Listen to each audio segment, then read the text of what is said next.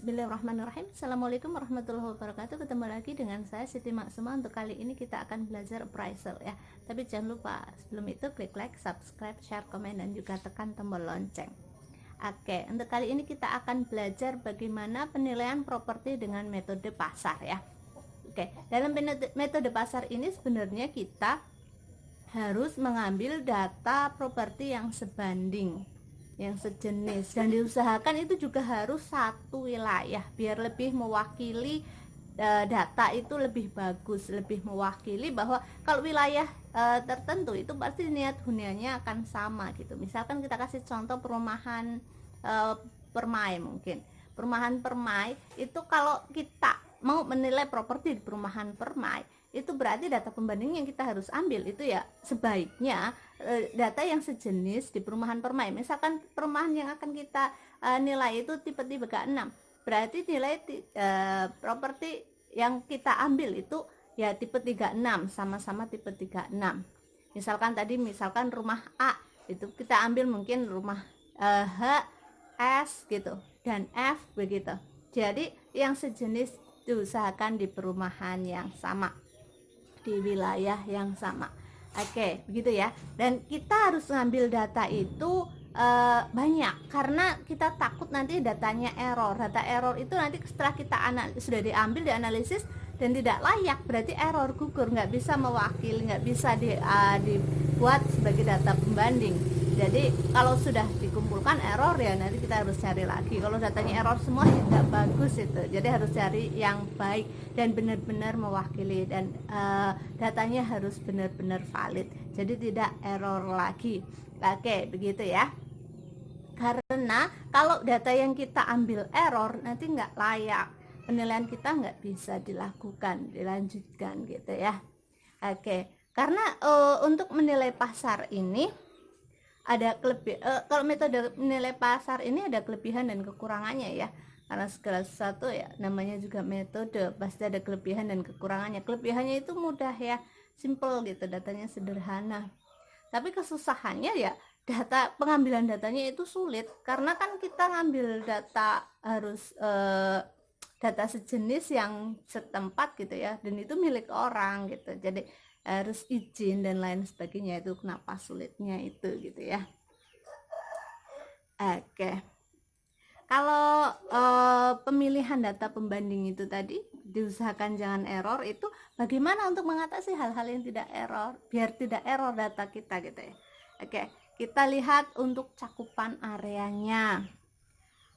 Kalau cakupan area yang kita data yang akan kita ambil itu ya sebaiknya yang satu area tadi lagi, yang juga harus apple to apple itu ya sejenis. Misalkan tipe 36 dan tipe 36. Jangan sampai kalau kita mau menilai rumah tipe 36 data yang kita ambil ada tipe 45 dan seterusnya begitu, itu enggak apple to apple dan areanya sama gitu ya. Itu untuk area ya. Yang selanjutnya adalah waktu atau usia data. Jadi harus sama waktu atau usia datanya yang diambil itu kita harus sama. Misalkan kita mau ambil data dari informasi penjualan gitu ya, iklan gitu. Jadi kita harus ngambil ya informasi iklan saat ini gitu, saat kita mau melakukan penilaian. Data yang kita ambil pastikan iklannya itu iklan baru, bukan iklan dari 2 tahun yang lalu, apalagi lebih lama begitu ya, itu nggak relevan. Oke, selanjutnya biar tidak error kita harus memiliki karakteristik fisik, menilai karakteristik fisiknya ya. Karakteristik fisik itu bisa dilihat dari bangunan, fisik bangunannya gitu ya, dan juga data kayak luas tanah dan lain sebagainya. Intinya berhubungan dengan fisik itu kita harus ambil sedetail mungkin.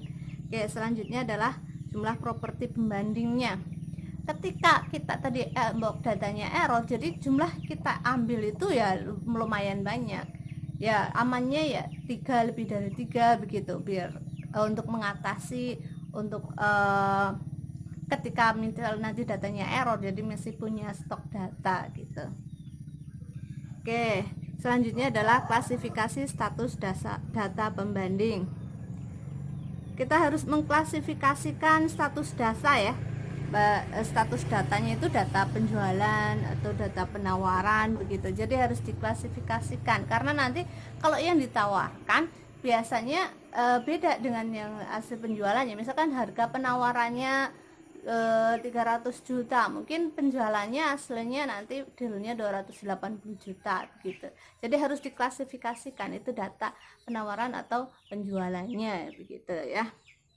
Oke, selanjutnya sekarang masuk itu untuk mengatasi biar data tidak error ya, bagaimana caranya, trik-triknya begitu. Sekarang langkah-langkahnya untuk melakukan penilaian di metode pasar ya. Pertama, inspeksi lapangan terhadap objek yang kita nilai ya. Kita harus terjun ke lapangan ya, kita teliti, kita ambil data-datanya begitu. Yang selanjutnya mengumpulkan data pembanding. Tadi kan ke lapangan dan sekalian lah ambil data pembanding di sekitarnya gitu ya. Karena usahakan data pembandingnya adalah data di wilayah yang sama. Yang selanjutnya adalah seleksi data pembanding dengan memilih apple to apple yang paling tidak yang paling baik ya, atau paling tidak ya mendekati objek. Ketika kita survei lapangan, oh misalkan kita di rumah A, oh kita ke rumah A, oh bentuknya seperti itu, fisiknya seperti itu. Nah kita cari data yang sebandingnya apple to apple di wilayah sekitar itu, gitu sekalian gitu ya. Selanjutnya adalah menetapkan poin-poin yang bisa diperbandingkan. Oke, nanti poin-poin apa saja sih yang bisa diperbandingkan gitu ya. Selanjutnya melakukan penyesuaian terhadap poin-poin tersebut. Poin-poin perbandingan tersebut yang sudah kita susun tadi, tetapkan tadi. Selanjutnya adalah melakukan rekonsiliasi. Kalau ada penyesuaian ya harus direkonsiliasi. Oke, ini contohnya saya ambil dari jurnal ya. Ya, nanti kalau kalian juga bisa melakukan skripsi ya dari mata kuliah appraisal ini, kalian bisa ambil skripsi untuk perbandingan mungkin harga pasar sama harga metode biaya nanti besok ya. Oke, jadi itu nanti kalian bisa jadi judul skripsi. Oh, nanti saya akan ambil judul skripsi ini. Tapi ya itu ada plus minusnya, semua skripsi harus ambil data gitu ya.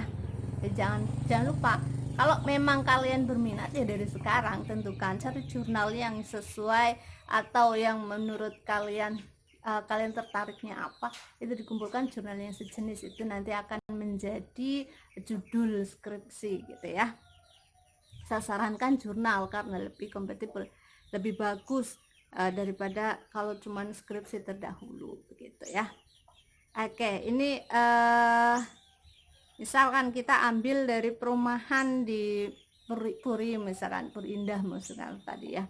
Kita ambil data pembandingnya apa saja, berapa, misalkan kita ambil 3, ini di contohnya ada 3. Nah terus kita tadi ada data ya apa saja yang kita cari gitu.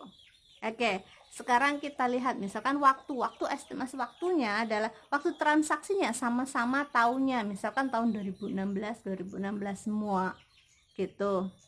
Terus data luas tanah kita catat, data luas tanah pembanding 1 berapa, 2 berapa, 3 berapa. Misalkan di sini ada data luas tanahnya yang ada berbeda, tapi bedanya nggak jauh, ada 104, 105, mungkin ada 102 begitu ya. Nah, lebar jalan karena mungkin satu komplek, jadi lebar jalannya sama. Ya nggak apa-apa, tulis aja sama gitu. Perkerasan jalannya maksud aspal atau bukan begitu ya, itu ditulis aja, misalkan satu aspal atau aspal semua, atau satu aspal satunya lagi paving block gitu ya, ditulis aja gitu. Terus harga penawarannya berapa, harga penawaran tadi kan harus dibedakan ya, status datanya penawaran atau sudah deal harga jualan ya. Penawarannya berapa, misalkan tadi yang pembanding 1 misalkan 1 miliar 250, terus yang kedua 1 miliar 300, yang ketiga mungkin 1 miliar 100 begitu. Itu dicatat aja, dicatat dulu sesuai dengan data-data itu tadi, sesuai dengan data properti pembanding 1, 2, 3 nya tadi. Terus perkiraan transaksinya itu kalau dari penawaran biasanya lebih rendah dari penawarannya gitu ya. Transaksinya bisa dealnya sekian, biasanya di bawahnya. Kalaupun enggak ya ditulis saja. Kalau misalkan memang harga penawaran sama transaksinya sama ya nggak masalah gitu ya, kan memang kenyataannya begitu. Nah sekarang kalau penyesuaiannya ya, misalkan tadi lebar jalannya kan sama 5 meter gitu ya, jadi nggak perlu penyesuaian, penyesuaiannya 0 ya nggak masalah kalau memang nggak ada penyesuaian. Misalkan luas tanah kalau tadi ada perbedaan luas tanah, oke, dilakukan penyesuaian gitu ya. Nah misalkan kalau accessibility-nya itu tidak ada yang beda, tadi semua jalan aspal gitu ya, tidak dilakukan penyesuaian atau penyesuaiannya 0. Tapi kalau misalkan ada perbedaan ya dilakukan penyesuaian.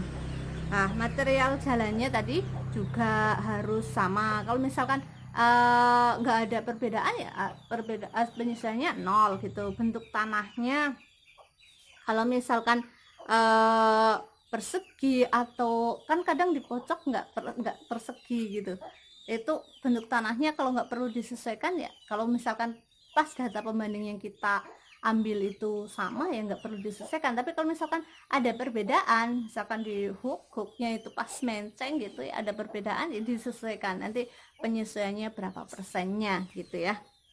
Nah, sertifikat misalkan kalau memang sama-sama sertifikatnya SHM ya nggak perlu penyesuaian gitu ya. Oke, selanjutnya kalau misalkan waktu transaksinya harus sama, tadi kan sama 2016, sama-sama 2016 berarti nggak perlu penyesuaian. Kalau elevasi dari jalan raya dari rumah ke jalan raya berapa senti gitu, kalau misalkan sama ya nggak ada penyesuaiannya nggak apa-apa. Tapi kalau ada sedikit perbedaan, misalkan ada yang tinggi, ada yang rendah, lebih rendah, ada lebih tinggi gitu ya, itu dilakukan penyesuaian. Oke, setelah dilakukan penyesuaian itu maka dilakukan rekonsiliasi. Nah, rekonsiliasi nilainya berapa gitu. Kalau misalkan terjadi peningkatan harga ya tinggal dilaporkan, oh ini ternyata harganya lebih tinggi dari harga yang tadi diperkirakan di awal, jadi nggak masalah. Oke, kalau misalkan oh dari appraisal ini sekian nilainya, oh berarti mungkin harga jual belinya wajar kayak gitu. Kita melakukan penilaiannya berdasarkan harga pasar seperti itu. Jadi kita harus mengumpulkan data-data yang sejenis. Oke, mungkin tambahan dari saya cukup sekian. Kalau ada kesalahan saya minta maaf. Semoga bermanfaat, semoga ilmu kita jadi barokah dan juga jadi jariah dunia akhirat. Wabillahi taufiq wal hidayah. Wassalamualaikum warahmatullahi wabarakatuh.